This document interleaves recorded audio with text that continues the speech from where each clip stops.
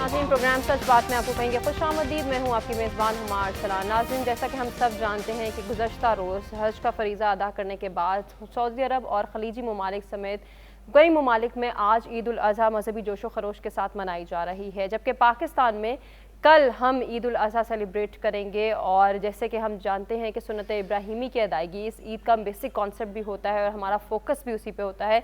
तो इसकी अदायगी का जो बेसिक कॉन्सेप्ट है, जो इसकी रियल एसेंस है, उसको पहचानना, उसका मैसेज देना, फ़लसफ़ा इसार और कुर्बानी पर बात करना, यकीनन ये हम सब के लिए बहुत अहम है और हमें इस फ़लसफ़े को रिवाइव करने की भी ज़रूरत है। बिलख़ुसूस जब हम मुल्क के सियासी मंजरनामे को देखते हैं, सियासी तनाजुर में इस बात को डिस्कस करना चाहते हैं, तो इस वक्त मुल्क की सियासत में बहुत ज़्यादा हमें कन्फ्यूजन नज़र आ रही है और इसका डायरेक्ट इम्पैक्ट यकीनन आवाम पर भी हो रहा है।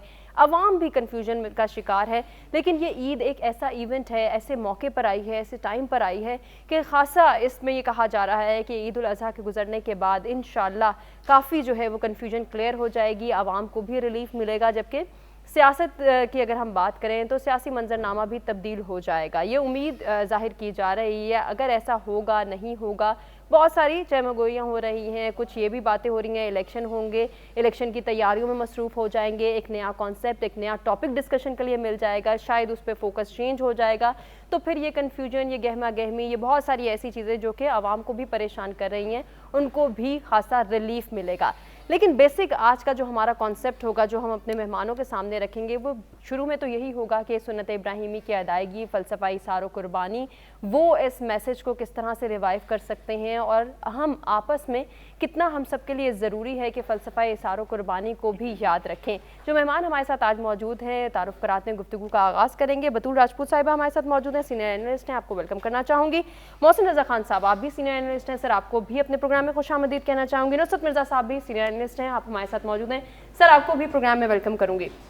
गुफ्तगू का आगाज़ नुसरत मिर्ज़ा साहब हमेशा की तरह आपसे ही होगा। क्या समझते हैं आप, कल ईद उल अज़हा जोशो खरोश से मनाई जाएगी, कितना ज़रूरी है हम सब के लिए कि हम फ़लसफ़ा जब कुर्बानी की बात करते हैं, फ़लसफ़ा इसार की बात करते हैं, इस मैसेज को रिवाइव करें, अगर मुल्क के सियासी मंजरनामे को हम सामने रखते हुए ये बात डिस्कस करें तो? देखिए, बुनियादी तौर पर जो सुन्नत इब्राहिमी है, हज है, जो कि हमारे पर फ़र्ज़ है हर साहिब इस्तात पर, जो भी इस पोजीशन में हो कि वो अखराजात जो हैं वो अपने एक ख़ास इसका तरीक़ाकार है कि उस मकाम पे पहुंच जाए, वो तो फिर उसके लिए हज फ़र्ज़ हो जाता है। तो अगर मैं इसको पॉलिटिकल साइंस के तालिब इल्म की हैसियत से अगर मैं इसको डिफ़ाइन करूँ तो इस्लाम के अंदर एक बेहतरीन सिस्टम मौजूद है और उसमें कुर्बान इसार के अलावा सियासी निज़ाम भी मौजूद है। अगर आप इसको गौर करें कि एक महल्ले की मस्जिद है, उसमें रोज़ाना पाँच वक्ता नमाज होती है, तो अगर आप उसको ये कह लें कि जो बेसिक जो महल्ले के मामलात हैं उस पर भी वो बहस हो सकती है अल्लाह ताला की इबादत के अलावा। फिर इसके अलावा आप देखते हैं कि जुम्मे की नमाज़ होती है, जो आप शहर की समझ लें या किसी एक बड़ा जो मस्जिद होती है, 4 गलियों पर या 5 गलियों पर या 4 महलों पर जो मुश्तमिल होती है, उस पर फिर बड़े मस्जिद में आप चले जाते हैं तो वो एक इज्तिमा होता है, जो कि सियासी इज्तिमा भी कह सकते हैं उसको, और मशावरत का इज्तिमा भी कह सकते हैं। फिर अगर आप देखें तो एक फिर ईद की नमाज़ होती है, जिसमें आप सारे मुल्क के लोग या सारे शहर के लोग एक जगह जमा होते हैं और वो एक खुतबा भी सुनते हैं और पैगाम भी सुनते हैं और अपने तबादला ख्याल भी कर सकते हैं। फिर एक बैन अक़वामी असम्बली होती है, जो हज का जो मुकाम है, एक बैन अक़वामी असम्बली है, वो उस असम्बली के अंदर आप अपने तमाम जो है इंटरनेशनल अफेयर्स मामलात पर भी गुफ्तगू कर सकते हैं और इंटरनेशनल जो पैगाम है वो भी पहुँचा सकते हैं। तो अब ये देखें तो ये जो हज़रत इब्राहीम अलैहिस्सलाम के वक्त में शुरू हुआ, तो अगर सही मौका तो नहीं है ये शेर पढ़ने का, लेकिन उसकी बताना चाहता हूँ कि गरीब व सादा व रंगीन है दास्तान हरम, इंतहा है हुसैन और इब्तिदा है इस्माइल। तो जब कुर्बानी की बात हो गई तो उसमें हज़रत इब्राहीम अलैहिस्सलाम ने इंतहा कर दिया अल्लाह की मोहब्बत में कि अपने बेटे को कुर्बान करने के लिए तैयार हो गए। तो फिर वो उनको अदा पसंद आई और इस पर सब पे लाजिम कर दिया। तो अब सूरत हाल ये है कि एक तो मसला ये होता है कि इसका न अल्लाह ताला को न किसी के गोश्त की ज़रूरत है न खून की, लेकिन ये अल्लाह ताला को ये बात बहुत पसंद है कि जो उनके वो कुर्बानी की जाए। और उस हवाले से जो बात भी आप हम करते हैं तो उसमें وہ پورا جو عشرہ ہے انتہائی اہم ہے. یہ جو پورا جو رمضان کے بعد میں سب سے زیادہ کہا جاتا ہے کہ یہ سب سے زیادہ اہم عشرہ ہے. ہر وقت میں ہر عبادت اور ہر روزے کا اس میں ثواب ملتا ہے بہت زیادہ. اگر روزہ رکھے کوئی ثواب ملتا ہے. صحیح. تو اب میں یہ کہنا چاہتا ہوں کہ یہ جو آپ نے فرمایا ہے، ایک تو یہ ہے کہ بہت سے لوگ ایسے ہوتے ہیں کہ جن کو سالوں پورے سال میں گوشت کھانے کو نہیں ملتا ہے، ان کو گوشت مہیا ہو جاتا ہے. ہم تو نہیں جانتے کہ لیکن کراچی میں یہ ضرور روایت ہے بالکل کہ وہ گوشت بہت بڑی تعداد میں بڑھتا ہے اور وہ لوگوں تک پہنچتا ہے. صحیح. ویلکم بیک ناظرین، پروگرام میں ایک مرتبہ پھر سے آپ کو کہیں گے خوش آمدید. بطول، جس طرح سے ابھی ہم بات کر رہے تھے کہ ہم ملک کے سیاسی منظرنامے کو بھی ساتھ ساتھ ڈسکس کر رہے ہیں. اب عید ایک ایسا ایونٹ ہے کہ سب مل جل کے اس میں بہت بازاروں میں گہما گہمی ہے.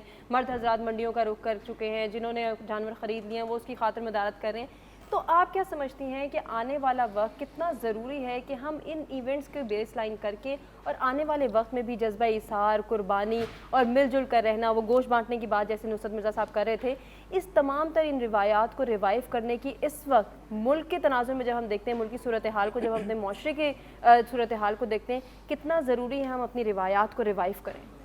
دیکھیں، یہ ایک بڑا اہم نقطہ آپ نے اٹھایا اور اس میں پولیٹکس کی بات بھی ہے اور ریلیجن کی بات بھی ہے. عام طور پہ میں جب بات کرتی ہوں تو میری کوشش ہوتی ہے کہ ریلیجن کو پولیٹکس میں مکس نہیں کیا جائے، کیونکہ پھر جو پرسیپشنز ہیں اور جو کانسیپٹس ہیں وہ بہت سارے لوگوں کے سامنے ان کلیئر رہتے ہیں. لیکن ایک چھوٹی سی انسپریشن بغیر کوئی متنازع بات کیے بغیر ہم یہ ضرور لے سکتے ہیں کہ جو جذبہ لیٹ گو کرنے کا اور جو قربانی کرنے کا، اس سے ہم یہ سیکھ سکتے ہیں موجودہ پولیٹیکل سچویشن میں کہ ہر سیاسی جماعت اپنا انٹرسٹ جاننے دے اور دیکھے کہ ملک کے لیے بہتر کیا ہے. جب پاکستان بنا تھا اور اس کے بعد انیشلی جب کچھ ریلیجس اسکالرس کا رول نہیں تھا، پر with the pace of time ہم نے دیکھا کہ ہماری قانون سازی میں بھی، ہماری لیجسلیشن میں، بڑی بڑی ترامیم میں ہمارے ریلیجس طبقے کا ایک اثر و رسوخ رہا. تو اس سے آپ یہ اندازہ لگا سکتے ہیں کہ جو ہمارا مذہب ہے وہ ایک رول پلے تو کرتا رہا ہے. لیکن انفارچونیٹلی یہ نہیں ہم نے دیکھا کہ بہت کچھ کلیئرٹی مل گئی ہو پولیٹکنگ میں، کنفیوژن ہی ملی. جو نیشنلزم کی ڈیفینیشن ہمیں 18ویں تاریخ میں مل رہی تھی سب کانٹیننٹ میں، اب وہ تعریف اس 2023 میں آپ کو مزید کنفیوزڈ پوزیشن میں ملے گی. صرف اس لیے کہ جو آپ نے بات کی ہے کہ اس بڑی عید سے ہم کیا میسیج اخذ کر سکتے ہیں، وہ میسیج ہم کلیئرٹی سے ڈسکس نہیں کرتے because we are not able to, اور maybe we are intentionally doing it کہ ہم وہ میسیج اتنی کلیئرٹی اور اتنی سنسیریٹی سے پھیلائیں. صحیح. لیکن اور ایک پروگرام کر رہے تھے ہم کچھ دن پہلے، تو اس میں بڑا اچھا نقطہ تھا عید کے حوالے سے جو میرے ذہن میں رہ گیا کہ جو عید الاضحیٰ ہے یا بقرہ عید ہے، اس میں یہ صرف مسلمانوں کی حد تک نہیں ہے. یہ نہیں ہے کہ میں مسلمان ہوں اور آپ مسلمان ہیں، میں نے سیلیبریٹ کیا اور میں نے کچھ بانٹا. لیکن انبیاء اور ہمارے جو صحابہ کرام تھے وہ یہ کیا کرتے تھے کہ اپنا جو بھی ان کی ویلیویبلز ہیں یا گوشت ہے یا کچھ بھی وہ کفار میں بھی بانٹتے تھے، وچ از ویری انسپائرنگ. تو ہم کیا اس موجودہ پولیٹیکل سسٹم میں ابھی انکلکیٹ کر سکتے ہیں کہ وہ جو ایک لیٹ گو کرنے کی فیلنگ ہے اور ایک دوسرے کو سپیس دینے کی فیلنگ ہے، مجھے لگتا ہے وہ ضرورتی یقیناً بہت ضروری ہے. آپ کے بہت اچھے پوائنٹ آپ نے ریز کیا ہے اور اسی کو میں کنٹینیو کرنا چاہوں گی. محسن صاحب، جیسے کہ بطول ابھی کہہ رہی تھی کہ یہ جو جذبہ ایثار ہے، یہی بیسک کانسیپٹ ہے، یہی مذہبی جو ہے ہماری روایات ہیں، یہی ہمیں مذہب درس دیتا ہے کہ جذبہ ایثار کو ہم نے پروموٹ کرنا ہے. آج کے ہماری جب ہم پولیٹیکل سچویشن دیکھتے ہیں تو کتنا ضروری ہے یہ جذبہ ایثار ملک کے تناظر میں پھیلایا جائے تاکہ ملک کے مفاد کا سب سوچ سکیں. دیکھیں، ایک تو ملک ہے اور ایک ہے ہمارا معاشرہ. جی. تو سب سے پہلے تو میں ملک پہ بھی توجہ دینی چاہیے لیکن معاشرے پہ بھی. اب دیکھیں، عید کا موقع ہے، قربانی کی بات ہو رہی ہے، جذبہ اثار کی بات ہو رہی ہے، لیکن ہم نے دیکھا کہ ابھی حال ہی میں ہمارے 400 کے قریب پاکستانی جو ہے وہ سمندر میں ڈوب گئے. اور یہ اینگڑو گروپ کے مالک تھے شہزادہ داؤد اور ان کے بیٹے سلمان داؤد. تو ہم نے دیکھا وہ ایک آبدوز میں ڈوب گئے. تو ان کے خلاف ایک بڑی کمپین چلی کہ یہ امیر لوگ ہیں اور 2.5 لاکھ کا ٹکٹ لے کے جاتے ہیں، لیکن یہ کسی کو پتہ نہیں ہے کہ داؤد فیملی جو ہے وہ بڑی رقم جو ہے دفاعی کاموں پہ خرچ کرتی آ رہی ہے اور یہ ان کی ایک فاؤنڈیشن بھی ہے. اور ہمیں جو ہے یہ سوشل میڈیا پہ آج کل جس طرح ٹرینڈ چل گیا ہے کہ ہر بڑے آدمی کی مذمت اور اس کے خلاف بات کرنے کا جو ٹرینڈ ہے اس کو بھی دیکھنا چاہیے کہ آیا اس بڑے آدمی کی کوئی خدمات بھی ہیں یا نہیں ہیں.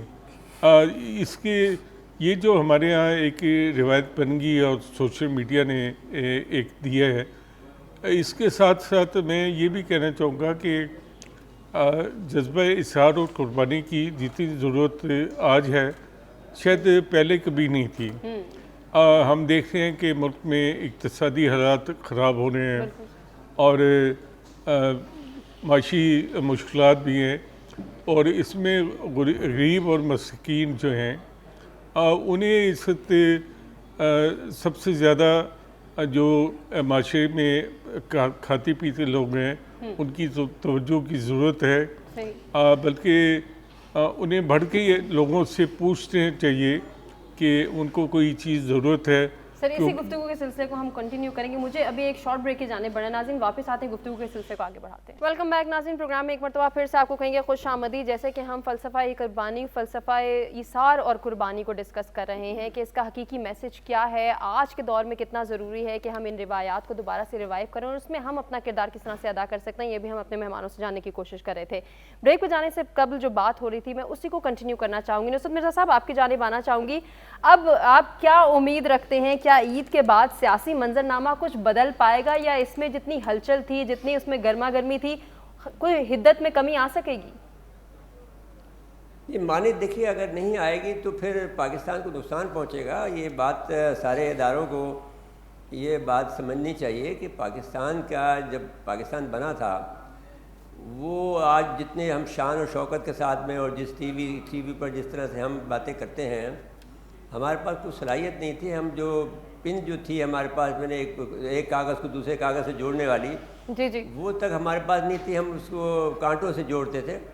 تو لیکن اس کے باوجود بھی ہم ترقی کرتے تھے اور ہم نے جرمنی کو بھی ہم نے مدد دی ہے. تو یہ تو بات اگر آپ کرنا چاہتے ہیں ملک کے بہتری کے لیے تو یہ آپ کو کرنا پڑے گا. اظہار بھی کرنا پڑے گا، قربانی بھی دینی پڑے گی. اور یہ جو سلسلہ ہے جس کے اندر انا کا معاملہ ہے، یا جو پاکستان کے اندر جو دوسرے معاملات ہیں جس کے اندر کرپشن ہے، اس سب سے آپ کو ایک دفعہ چھوڑنا پڑے گا اور نئے سرے سے جو پاکستان کو بلڈ کرنا ہے، جو پاکستان کے اندر بڑی صلاحیت ہے. اب جیسا کہ انہوں نے کہا کہ بھئی ہمارے بچے جا رہے ہیں تو کیوں جا رہے ہیں، یہاں پر بہت گنجائش ہے، اگر آپ چاہیں تو ان کے لیے کام پیدا کر سکتے ہیں. جب ہٹلر نے اپنا معاملہ شروع کیا تھا تو اس نے آٹو بان جو ہے روڈ بنانے شروع کر دیے تھے خواہ اور لوگوں کو جو ہے کرنسی کے اندر اپنے لوکل کرنسی کے اندر وہ جو ہے پیسے تنخواہ دیتے تھے، جو ان کو کوئی پرابلم نہیں ہوتا تھا کیونکہ وہ نوٹ چھاپتے تھے، وہ پیسے دے دیتے تھے. اور جو اب میں یہ نہیں کہتا کہ ہٹلر کی میں نے مثال دے دی کہ کوئی جنگ پہ ہم جا رہے ہیں، لیکن طریقہ تو ایک آپ کے سامنے موجود ہے نا، وہ کس طریقے سے اپنے لوگوں کو جو بے روزگار ہیں، جو بیچارے اب جو اتنی بڑی تعداد میں ہمارے لوگوں کی اموات ہوئی ہے، جو آپ وہاں جا کر جو خوار بھی ہوتے ہیں، ذلیل بھی ہوتے ہیں اور اموات کا بھی سامنا کرنا پڑ رہا ہے. تو وہ آپ ایسا اگر اپنے لوگوں کو یہاں موقع دے دیں تو بڑا ٹیلنٹ ہے پاکستان کے اندر. جب ہم لوگ باہر جاتے ہیں تو اتنے شاندار کام کرتے ہیں، جو وہاں کے لوگ اشش کر جاتے ہیں، جو 10 آدمی کام کر سکتے ہیں وہ ہمارے 5 آدمی کام کر لیتے ہیں.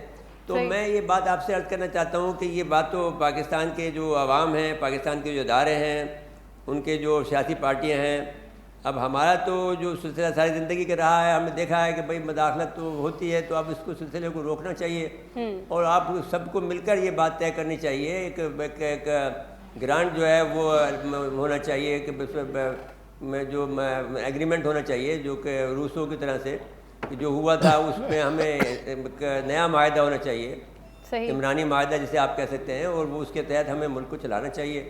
آپ نے یہ تو کر لیا ہے. یہ نظام جو ہے جو اس وقت چل رہا ہے یا بشراتیہ کا نظام ہے، یہ فیل ہو گیا. اس میں بیوروکریسی جو بھی اچھے کام کر سکتی تھی وہ بھی فیل ہو گئی ہے. آپ کا جو دوسرا نظام ہے وہ بھی بہت زیادہ لو لیول پہ چلا گیا ہے. تو اب یہاں پر اب کوئی آدمی یہ کہے کہ میں ایماندار ہوں، وہ اس کو پاگل سمجھتے ہیں. ٹھیک ہو گیا سر, آپ کا پوائنٹ آ گیا. بطول, آپ کیا جی. سمجھتی ہیں, آپ کو لگتا ہے کہ عید الاضحیٰ گزرنے کے بعد جو ہے ملک کا سیاسی منظرنامہ کچھ چینج ہو جائے گا؟ وہ جو اختلافات کی خبریں گرم ہو رہی ہیں, وہ جو ہے ایک دوسرے سے ناراضگیاں, گلے شکوے بہت تیزی سے جنم لے رہے تھے, ان میں کچھ کمی آ پائے گی؟ نہیں, مجھے لگتا ہے ایسا بالکل نہیں ہوگا, کیونکہ اگر یہ اتنا آسان ہوتا کہ اس چیز کو محسوس کیا جاتا کہ عید ہے اور اپنے رویوں میں تھوڑا تبدیلی لائے, تو اس سے زیادہ تو آئیڈیل سسٹم کوئی ہو نہیں سکتا تھا. But I think this is not practical, اور یہ نہیں ہو رہا. لیکن ایسا ضرور ہو سکتا ہے کہ الیکشنز کے اوپر ہم کچھ پیش رفت دیکھیں, کیونکہ ریسنٹلی نواز شریف صاحب نے بھی کہا ہے کہ وہ ایکسپیکٹ کریں کہ اسی سال الیکشنز ہو جائیں گے. لیکن جہاں تک سیاسی جماعتوں کی بات ہے, ابھی تو پیپلز پارٹی اور پی ایم ایل این بھی اپنا انٹرسٹ واضح کریں, آلدو بلاول صاحب نے اس کو نیوٹرلائز کرنے کی کوشش کی ہے. لیکن مجھے لگتا ہے کہ جب تک اسٹیبلشمنٹ یہ 9 مئی والے واقعے کے شیڈو سے باہر نہیں آتی, ہمیں کوئی خاص پولیٹکنگ نظر نہیں آئے گی پاکستان میں. اور ابھی تو یہ ملٹری کورٹس, اور سو آئی تھنک چیزیں سلوڈ ڈاؤن ہی رہیں گی عید کے بعد. ٹھیک ہو گیا, بطول کا بھی پوائنٹ آ گیا. محسن صاحب, اوور آل آج کی تمام ڈسکشن کو کنکلوڈ کرتے ہوئے کیا کہنا چاہیں گے؟ ملک کا سیاسی منظرنامہ اگر تبدیل نہیں ہوتا تو پھر عوام پہ اس کا بوجھ آئے گا. اوور آل ہم جب الیکشن کی بات کرتے ہیں, جیسے کہ بات ہو رہی تھی کہ عید کے بعد الیکشنز پر کام ہوگا یا الیکشن کی ڈیٹ فائنل ہو جائے گی, پھر یہی بحث مباحثے ہوں گے کہ الیکشن ہوں گے, کب ہوں گے بھی یا نہیں ہوں گے, تو پھر عوام کو ایک نیا ٹاپک مل جائے گا سوچنے کے لیے یا پریشان ہونے کے لیے, یا پھر اس سے اوور آل عوام کو ریلیف ملنے والا ہے؟ دیکھیں, میں تو یہ سمجھتا ہوں کہ ملک میں ایک لوگوں میں ہم آہنگی ہونی چاہیے. اور جو حالیہ ہم نے دیکھے ہیں واقعات کہ جس طرح ہمارے جنا ہاؤس پہ اور فوجی تنصیبات پہ حملے ہوئے ہیں, جی, ایک مہذب معاشرے کی طرح ہمیں ان تمام افراد کو قانون کے کیٹیگری میں لانے چاہیے, انہیں سزائیں دینی چاہیے, اور تاکہ کوئی آئندہ ایسی کام کرنے کی جرات نہ کر سکے. آپ دیکھیں کہ لندن میں بھی فسادات ہوئے تھے, انہوں نے فوراً عدالتیں لگا کر سزائیں دی. اسی طرح دنیا میں جہاں بھی ایسے واقعات ہوتی ہیں, 9/11 کے بعد امریکہ نے تو افغانستان تک ان کا پیچھا کیا جن لوگوں نے ان کی تنصیبات کو نقصان پہنچایا تھا. تو ہمیں اس بحث سے نکل کر ایسا جو قصوروار ہیں انہیں سزا دینی چاہیے اور آگے چلنا چاہیے ہمیں. صحیح, بہت اچھا پیغام آپ نے دیا ہے. تمام مہمانوں کا شکریہ ادا کرنا چاہیں گے جنہوں نے اپنے قیمتی وقت اور قیمتی تجزیے سے آگاہ کیا. اور ناظرین, یہی ہم امید کرتے ہیں کہ آنے والے وقت میں عید الاضحیٰ جب گزر جائے گی تو پھر سیاسی منظرنامہ بھی شاید تبدیل ہو جائے, شاید سیاست میں بڑھتی ہوئی کنفیوژن بھی ختم ہو جائے, عوام بھی کچھ دن خوشی کے گزارنے کے بعد تھوڑا ریلیف حاصل کر سکے. اور آنے والے وقت کی جب بھی ہم بات کرتے ہیں تو ہمیں امید کرنی چاہیے, ہمیں پر امید ہونا چاہیے کہ وقت بدلتا ہے, وقت اچھا آنے والا ہے, اور اس کے لیے ہمیں بھی اپنا کردار ادا کرنا ہے. اگر عید قربان کے پرسپیکٹیو میں بات کروں تو پھر ہمیں یہ کوشش کرنی ہے کہ اصل قربانی کا جو میسج ہے, جو باپ بیٹے کی گفتگو ہے, جسے ہم نے پسے پوش ڈال دیا, ہمیں تو صرف دمبا بکرا اور قربانی کرنا یاد رہ گیا, اس ایسنس کو ہم سمجھتے ہوئے اپنے بچوں کو یہ تربیت دیں, ان کی تربیت کے اندر یہ انکلکیٹ کریں کہ ہمیں اس میسج کو اجاگر کرنا ہے, اپنے معاشرے میں تبدیلی لانی ہے. کیونکہ اگر ہم تبدیلی لانے کی کوشش کریں گے تو ہی حقیقی طور پر ہمارا معاشرہ ایک مہذب معاشرہ بن سکے گا. یہی ہے پیغام, اسی کے ساتھ آپ سے اجازت چاہیں گے. اللہ نگہبان.